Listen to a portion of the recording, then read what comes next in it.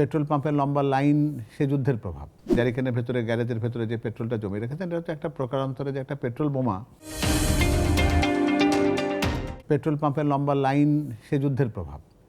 এটা আমরা স্বীকার করি আর না করি, এটি বাস্তবতা। ফলে যুদ্ধে তো আমরাও বলতে গেলে যে পরোক্ষভাবে আমরা ক্ষতিগ্রস্ত হচ্ছি, আমাদের সময়, জীবন, অর্থ সব নষ্ট। সরকারের জন্য একটা চ্যালেঞ্জ। নতুন সরকার, এমনিতেই তো তার কাঁধে অনেকগুলো পুরনো বোঝা আছে, সেগুলো অর্থনৈতিক বোঝা, আমাদের দুর্নীতির বোঝা, সব কিছুর ক্ষেত্রে একটা স্থবিরতার বোঝা ছিল। তার সাথে এই যে সংকট যেটা তৈরি হচ্ছে, সরকার খুবই বলতে পারি যে ইতিবাচক সিদ্ধান্তে ছিল যে তারা জ্বালানির তেল দাম বাড়াবে না। কারণ হচ্ছে যে এটা যেরকম আমরাও জানি যে আমাদের ঠিক জাতিগতভাবে আমাদের ভেতরে তো একটু মজুতদারিত্বের একটা প্রবণতা আছে, সেটা সকল ক্ষেত্রে। আজকে যদি কোনো কারণ ছাড়াই যদি কেউ বলে যে পটলের দাম কালকে বাড়বে, দেখা যাবে যে আমরা প্রত্যেকের বাড়িতে হয়তো পটলের একটা বিরাট বড় বাফার স্টক করে ফেলতে পারি, যে আমরা হয়তো 10 বছরের পটল সংগ্রহ করতে চাই। সেটা একটা আছে আর কি।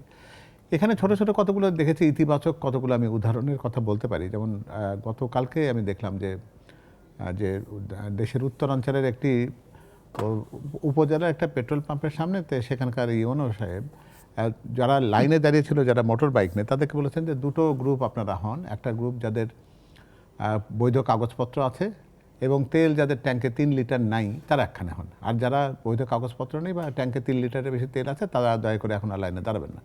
তো দেখা গেল যে পুরো লাইনে 20 জনের টিকলো, বাকি সব যে লম্বা 2 কিলোমিটার লম্বা লাইন ছিল, তাদের কারো ঠিক সেটা আর সেখানে থাকবার সুযোগটা হলো না। তো এটা হলো প্রথম জায়গা, যে সেটা হলো যে আমরা তো প্রত্যেকে এটা বারবার করেই বলছি এবং এটা প্রমাণিত সত্যি, এখানে কোনো অতিশয়োক্তি নেই, কোনো লুকোছাপাও নেই, যে আমাদের দেশে পেট্রোল বা অকটেনের কোনো আমদানি করতে হয় না। এটা আমাদের নিজস্ব উৎপাদন এবং এই উৎপাদন যতটা হয় ততটা চাহিদাও আমাদের নেই। এই বাস্তবতাতে আছে। বরং কোনো কোনো ক্ষেত্রে আমরা এটা শুনেছি যে পেট্রোল অকটেন এক্সপোর্ট হয়েছে, কখনো সারপ্লাস হয়েছে। হ্যাঁ, আমরা ন্যাপথা, অকটেন এগুলি কিছু কিছু রপ্তানি করি আমরা। তো আমাদের তো প্র্যাকটিসের মধ্যে এগুলো ইম্পোর্ট করা নেই। আমরা তো ঠিক এইভাবে চারিত্রিকভাবে বা আমাদের অর্থনীতির ব্যবস্থাপনায় পেট্রোল বা অকটেন তো কখনো ইম্পোর্ট করতে হয় না। তো যেটা দেশে তৈরি হয়, তো তৈরিটা হয় কীরকম, যে প্রতিদিনের গ্যাসের কন্টেন্সের থেকে তো ওটা আসে। তো সেই জায়গায় যদি আমি হঠাৎ করে অনেকগুলো যদি আমার বাড়িতে রেখে দিই, যেটা ক্রুড অয়েল রিফাইন করি, তখনও আসে। তো স্বাভাবিকভাবে এটা কিন্তু ওইভাবে যে উৎপাদনের সাথে এর একটা উৎপাদন, একটা বিকল্প উৎপাদন, দ্যাট মিনস আমরা সেটা বাই প্রোডাক্টই বলি বা যেভাবে বলি না কেন, কিন্তু সেটাতে এমন না যে হঠাৎ করে বাড়িয়ে দেওয়া যাবে, যে আমি অনেকগুলো গ্যাস উৎপাদন করলাম অনেকগুলো পেট্রোল বা অকটেন পাওয়ার জন্য। সেটার তো বাস্তবতা নেই। তো সুতরাং এই জায়গাতে আমাদের ভেতরে সচেতনতাটা খুবই দরকার, যে সরকার তো তার পক্ষ থেকে যেটুকু সদিচ্ছা দেখাবার, সেটা হলো কী করতে পারে সরকার।